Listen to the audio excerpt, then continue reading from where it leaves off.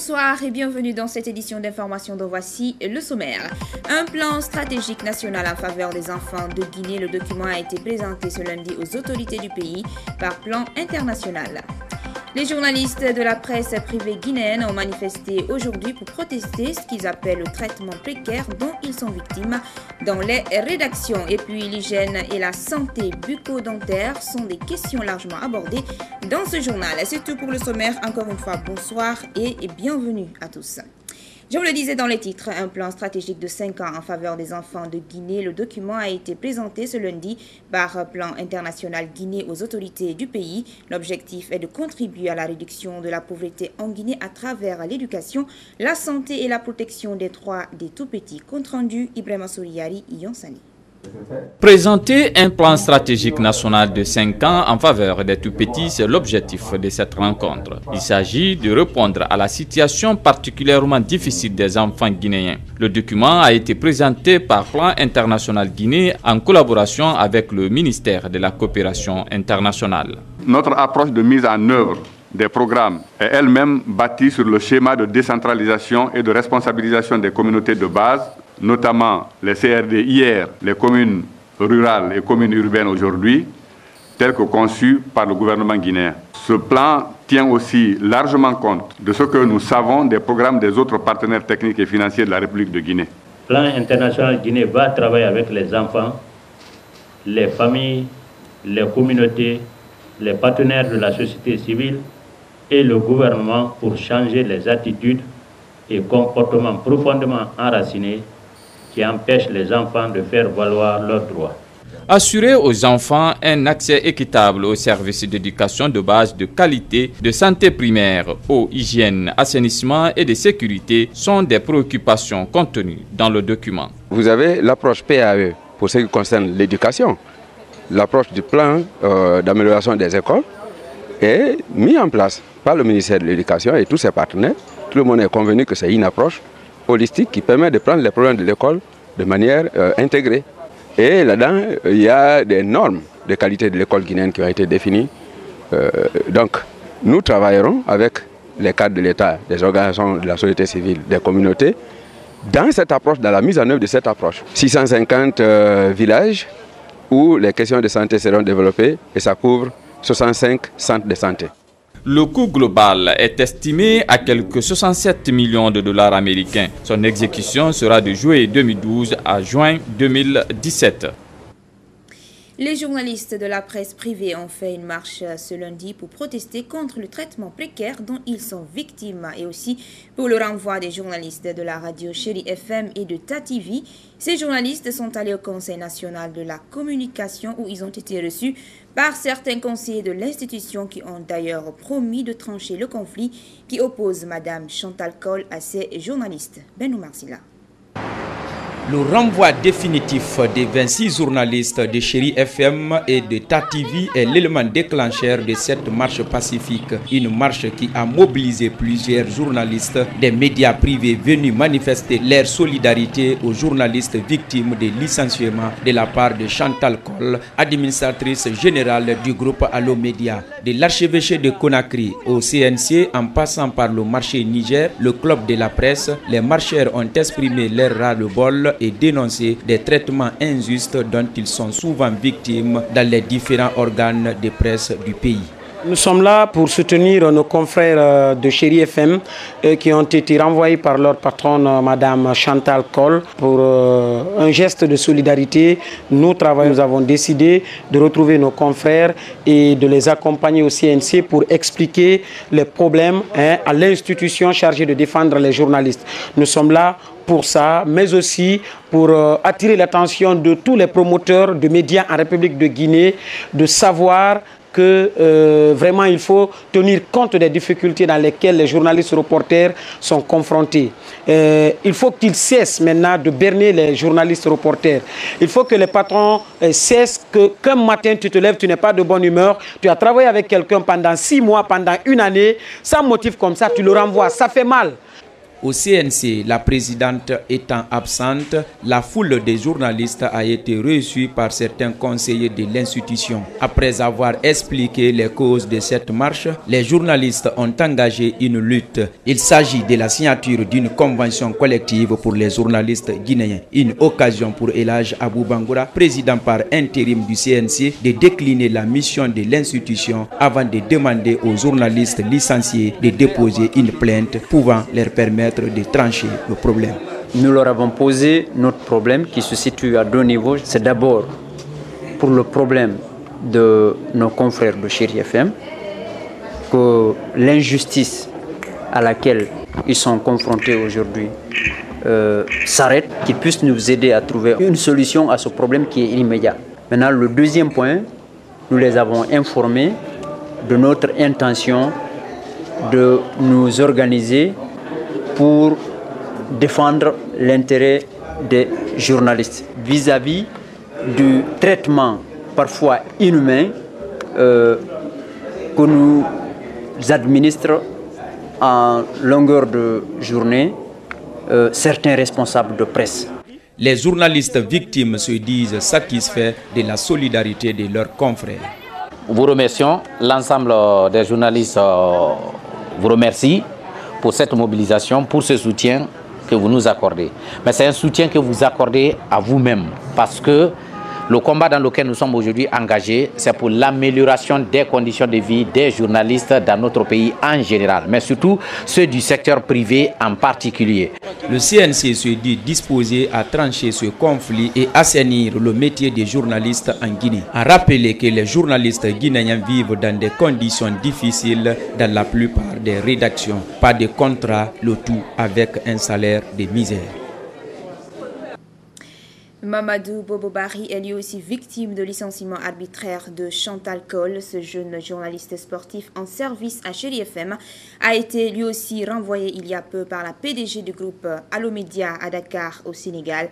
Alors qu'il était en formation, il est au micro de Ben Omar Silla. Suivez. Madame Chantal Cole m'a renvoyé définitivement de son équipe à la fin d'août alors que nous étions en formation à Dakar. Vendredi, on commence à faire la formation. On fait la formation vendredi, on fait la formation samedi. On y va à l'île de Gorée pour une excursion. Le lundi, alors que tous les fidèles musulmans étaient en train de fêter la fête du Ramadan, elle se lève à séance tenante dans la salle de réunion. Elle me dit « Bobo Barry », je dis « Oui madame ». Elle me dit « Je suis désolé ». Elle me dit « L'aventure se termine là, entre vous et moi. Vous n'avez plus droit au micro sportif à la radio Chérie FM. Et qu'arrivé à Conakry, on va vous appeler pour l'entretien final ».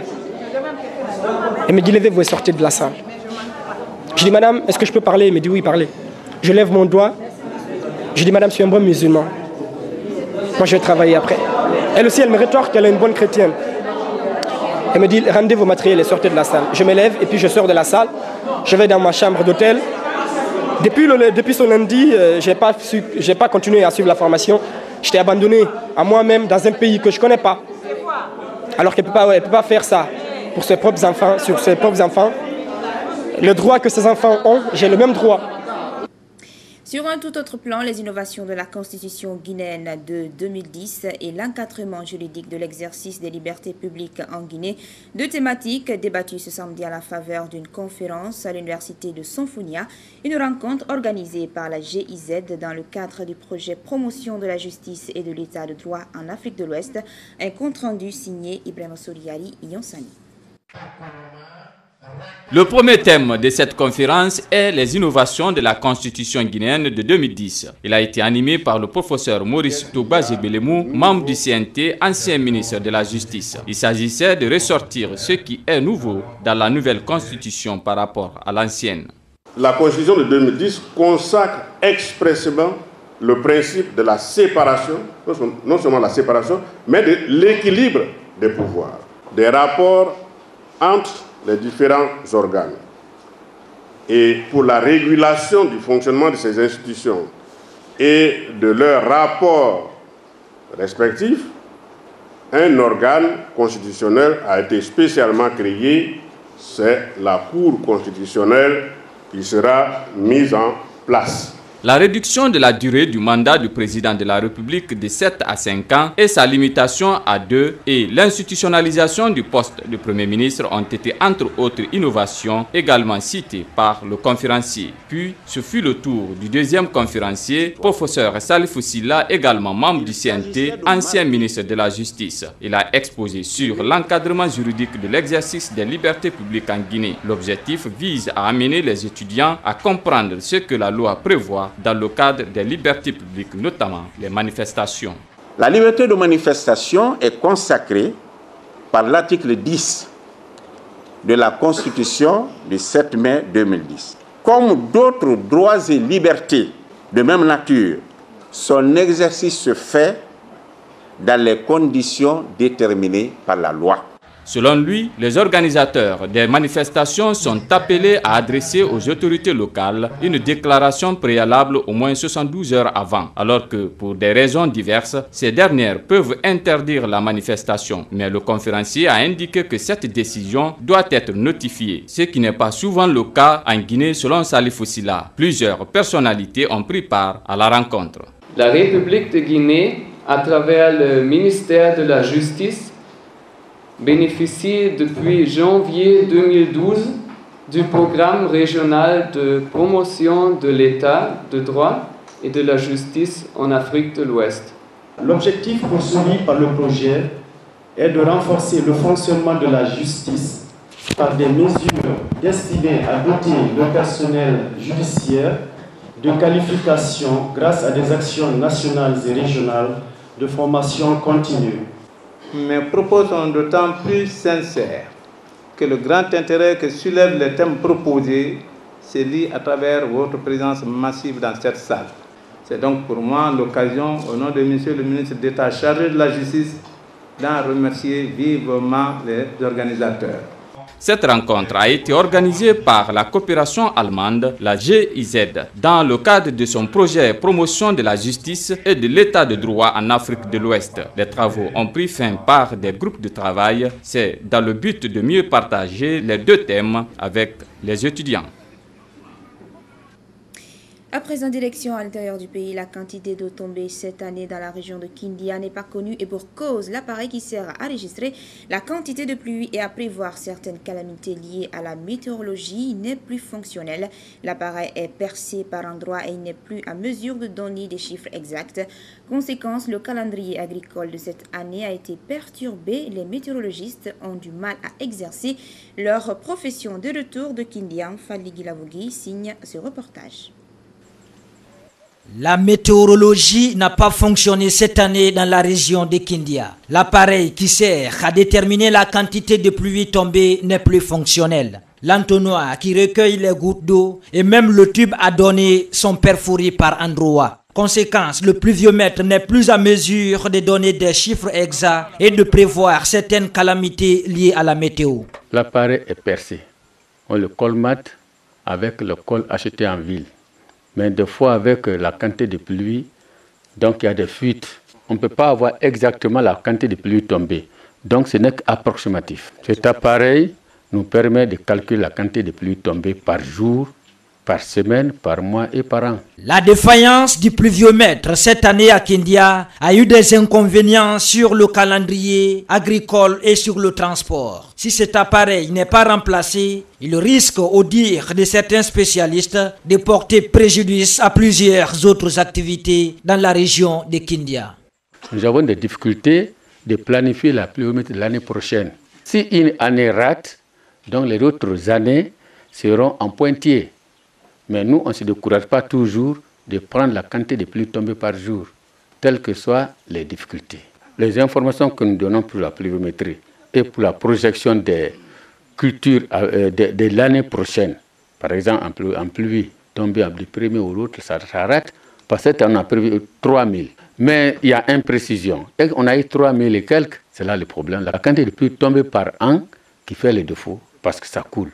3000 mm d'eau, c'est la quantité d'eau enregistrée par le pluviomètre. Ces chiffres, selon les spécialistes de la météo, n'est pas exact. Ces derniers, désemparés par cette situation, ont du mal à exercer aujourd'hui convenablement leur métier. L'association Guinée en Mouvement a entamé ce week-end ses activités d'assainissement ayant pour objectif de rendre propres les cimetières et mosquées de la capitale.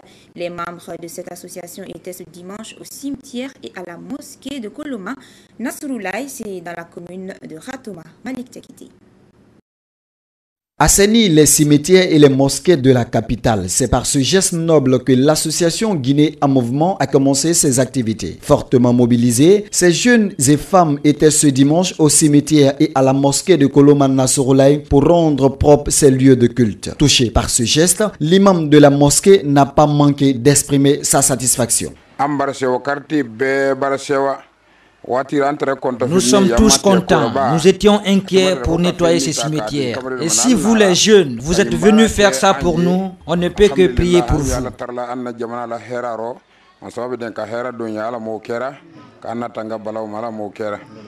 Selon le président de l'association Guinée en Mouvement, l'assainissement des cimetières et des mosquées doivent être l'une des priorités d'une jeunesse responsable.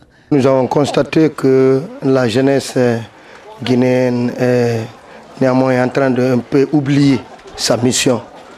Donc nous avons constaté dans ces cimetières qu'il y a de graves problèmes d'assainissement et nous avons pris l'initiative de convoquer nos membres partout et mobiliser la population à la base pour informer aux gens qu'il faut se lever, faire le travail qu'on doit faire, c'est-à-dire assainir le cimetière et aussi le mosquée.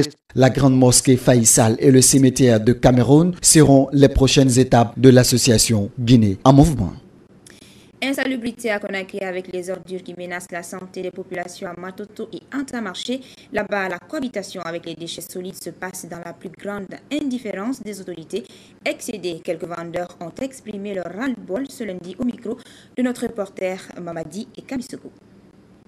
La gestion rationnelle des ordures ménagères est loin d'être un pari gagné des autorités administratives de Conakry. Il suffit de faire une tournée dans certains lieux publics pour confirmer l'insalubrité dans la capitale. Ici, à Koza, à proximité du camp Alpha Yaya Diallo, la chaussée est complètement rétrécie par les déchets solides au vu et au su de tout le monde. Très loin de là, à Matoto et Antamarché, le spectacle est désolant. Vendeurs et acheteurs cohabitent les ordures dans la plus grande indifférence totale des autorités. Ces vendeuses expriment leur ras-le-bol.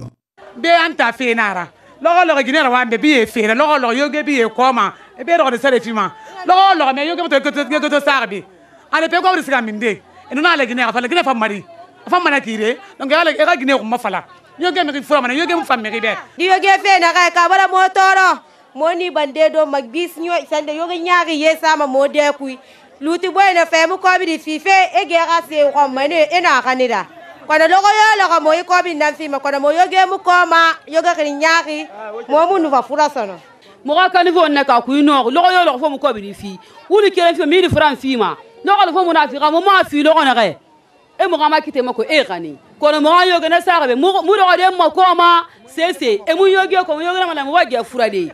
Pour autant, après la résiliation du contrat avec IC Transport, le gouvernorat et les communes ont été responsabilisés avec l'appui du service public de transfert des déchets. Mais la réalité est que ces derniers manquent de soutien logistique et financier pour débarrasser Conakry de cet état d'immondice. Et beaucoup dénoncent de nos jours l'absence de véritable politique d'assainissement, d'où cet appel à l'endroit des autorités compétentes. Gouvernement Kakata a fait population fan ndedi sawa makina donc hambarati be ngana fala gouvernement ngarame an ko ni anzini ni ko ni vrai parce que normalement ba to ko masado li nyama sume setula ya ba dominique fendi magire la ya forcé modi jankuru ya ba alu ya bordo ko ni anu an kini sanna yani anya sila kini dum na nyama men ko ya. En attendant d'être débarrassés de ces ordures, ces usagers restent exposés à plusieurs sortes de maladies, notamment infectieuses.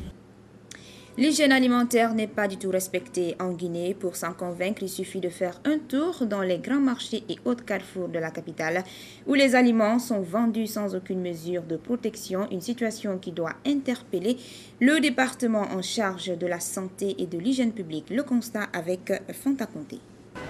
Dans les marchés ou au niveau des grands carrefours de Conakry, les aliments sont vendus sans aucune mesure de protection. Les galettes, les brochettes de viande, pour ne citer que cela, sont exposées à la merci des mouches et moustiques, sans parler de la poussière. Pour les vendeuses, la seule façon de faire écouler rapidement leurs marchandises est de les exposer au vu des passants pour attirer la clientèle.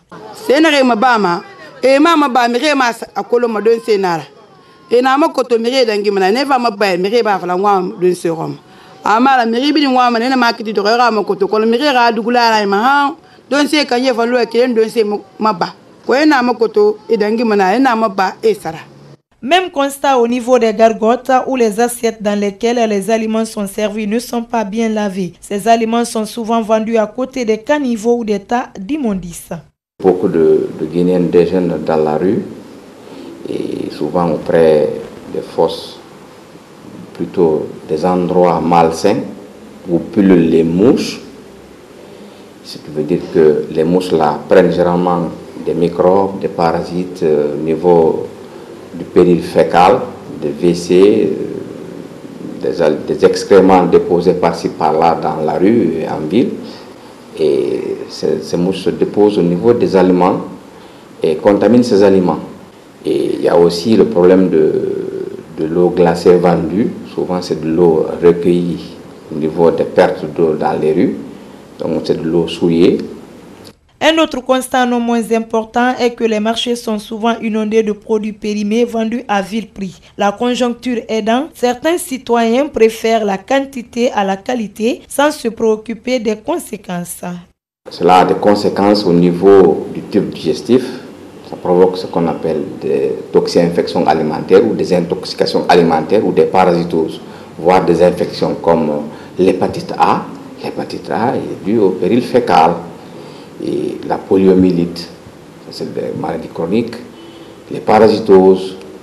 Mais ce qui est plus fréquent et plus aigu, la maladie diarrhéique, le choléra, la typhoïde, dont on parle beaucoup en Guinée. Pour être à l'abri de ces maladies, quelques précautions sont utiles à observer. Pour éviter ces maladies de mains sales, il faut 3 propriétés. Il faut l'hygiène des mains, l'hygiène des aliments et l'hygiène du milieu. L'hygiène des mains, il ne faut pas manger sans avoir lavé les mains. Il faut toujours laver les mains. Même si vous prenez des gâteaux dans le bureau quelque part, les mains doivent être lavées. Qu'on ne vende pas des aliments périmés chez nous. Quand c'est périmé, qu'on jette ces aliments. Maintenant, les aliments vendus dans la rue, ou parfois c'est dans des restaurants, hein, des grands restaurants, c'est du poisson pourri ou des légumes attiéqués que nous avons chez nous. Il faut voir les mains qui manipulent. Parfois les gens servent directement avec les mains. Les mains sont sales, il y a des microbes là-dessus. Et généralement les femmes ont un pagne là et se mettent à nettoyer les mains sur ce pagne là. Et ce pagne devient un foyer de microbes. Et parfois c'est le lait vendu. Il y a de l'eau qu'on ajoute, du beurre, donc il y a les mouches d'un côté. Et parfois, là où on se sert ces aliments, il faut voir à Madina. Vous voyez parfois des matières fécales à côté, les gens sont en train de se battre pour manger du foutu à côté. Les aliments non protégés et ceux périmés sont vendus au vu et au su des autorités. Pour connaître les dispositions prises pour remédier à cette situation, nous nous sommes rendus à l'Office national de contrôle de qualité où les responsables de cette structure ne se sont pas prêtés à nos questions. En attendant, ce sont des milliers de Guinéens qui continuent à payer les frais.